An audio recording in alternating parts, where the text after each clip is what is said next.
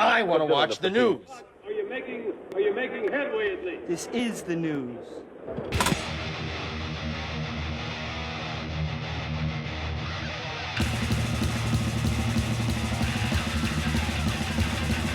Schmack-a-macabre, it's time for the only news that matters. And Mötley Crüe released quite a few albums in the 80s. You had Too Fast for Love, Shout at the Devil, Theater of Pain, Girls, Girls, Girls, and Dr. Feelgood. But over the weekend, Mötley Crüe's self-titled album from 1994's Mötley Crüe has disappeared from almost every streaming platform that it was available on.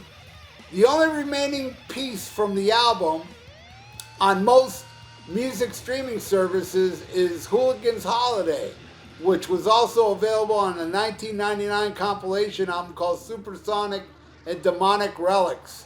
The rest of the album is available on YouTube, aside from Power to the Music and Uncle Jack, my favorite track, the first two tracks on the record.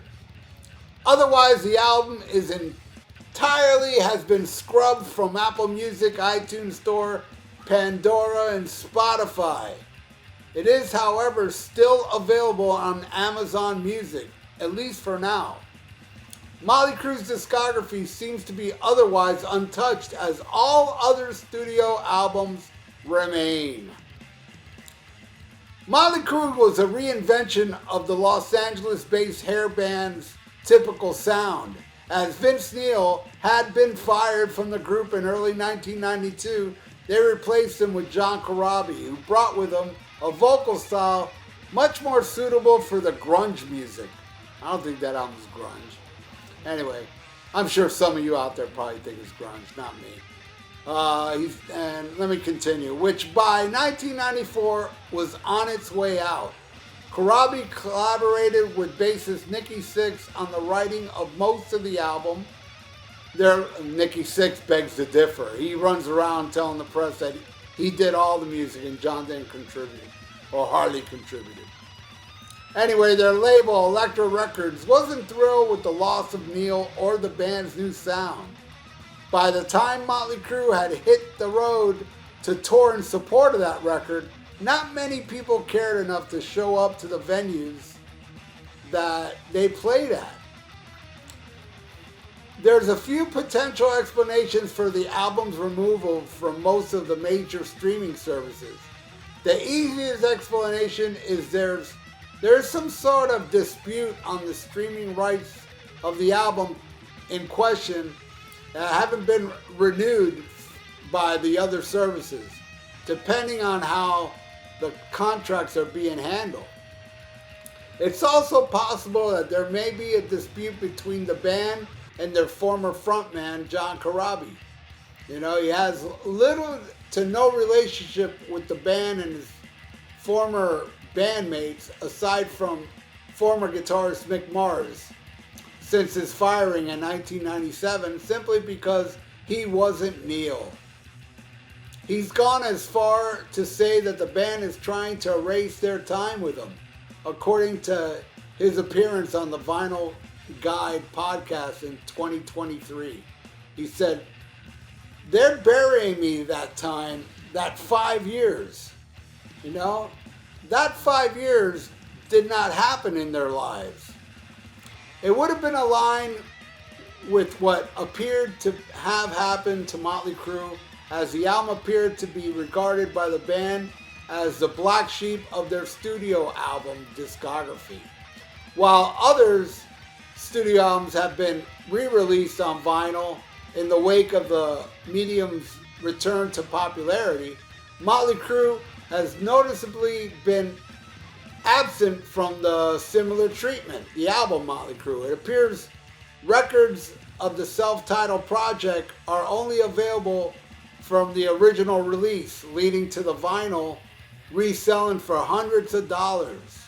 I understand there's actually bootleg vinyls out there. There's somebody I know that bought a bootleg vinyl of that Mötley Crüe, and he says it sounds great, according to him. Anyway, a potential terrifying possibility is Mötley Crüe is slowly removing their discography from all digital platforms. music streaming rights and compensation for the artists has been constant controversial topic of conversation, and it's possible that the band may be making Mötley Crüe the first casualty of their discography removal.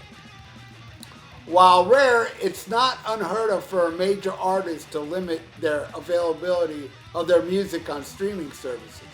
Garth Brooks has exclusively a streaming deal with Amazon Music, making the studio records hard to come by digitally without the platform. Mötley Crüe is still available on Amazon Music, so that may be something to monitor. Whatever the reason it be, it's a shame for fans of the music and other forms of digital entertainment when the content they like to consume becomes unavailable.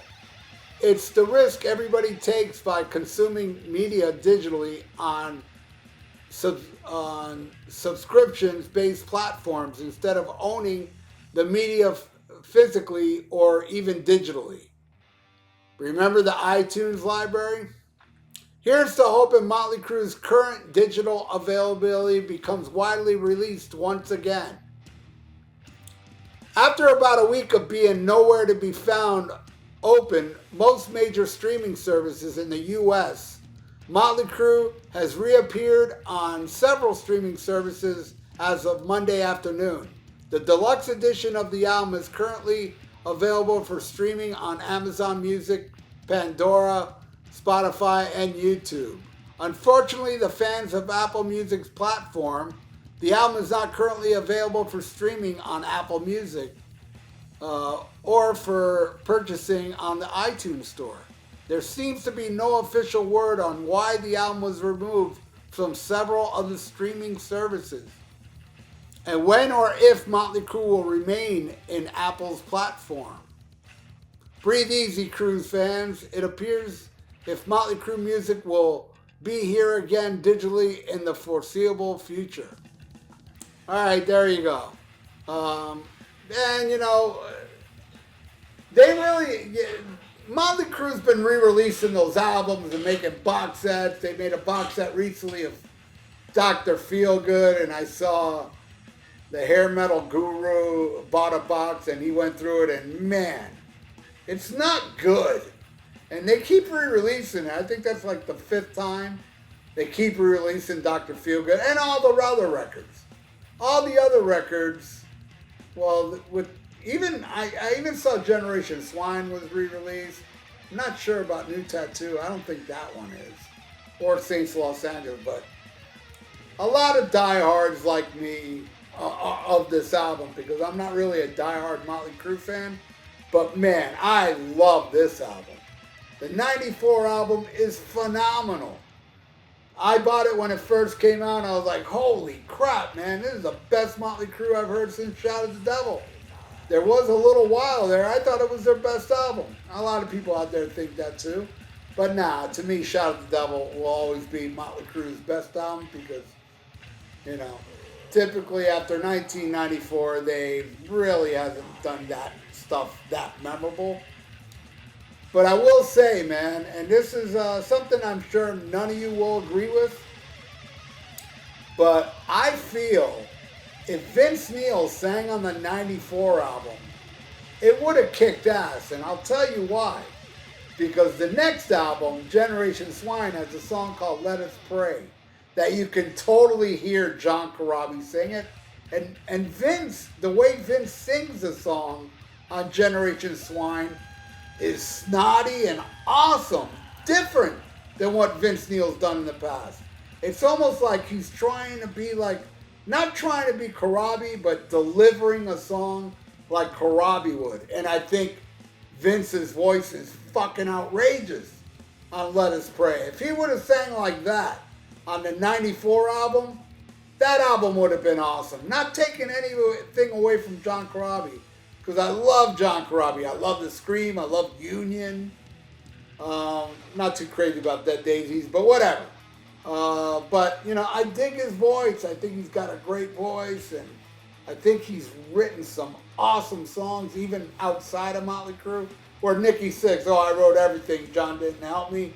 Well, then there's some of that stuff on the Scream album and Union he wrote, and it's fucking awesome. So I'm not taking nothing away from John Corabi. He's awesome, but I know a lot of people won't agree, man. But me, if Vince Neil sang on 1994 and he sang it in the style he sang Let Us Pray off of Generation Swine, I think it would have been a massively killer album.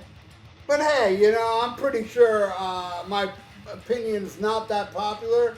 But whatever, man. I hope you all got a laugh at it that don't agree with me. I hope I bring joy into your day and make you laugh at my opinion on Vince Neil would have kicked ass on the 1994 album. Whatever. What do you think? Leave it in the comments below. And thank you so much for watching the only news that matters. Please subscribe to my channel if you haven't, and ring that little notification bell. And like the video. It's awesome for the YouTube algorithms. So stay frosty, listen to Black Sabbath, and smack 'em a gob. Farewell and adieu to you fair Spanish ladies. Farewell and adieu, you ladies of Spain. For we've received orders for to sail back to Boston. And so never more shall we see you again.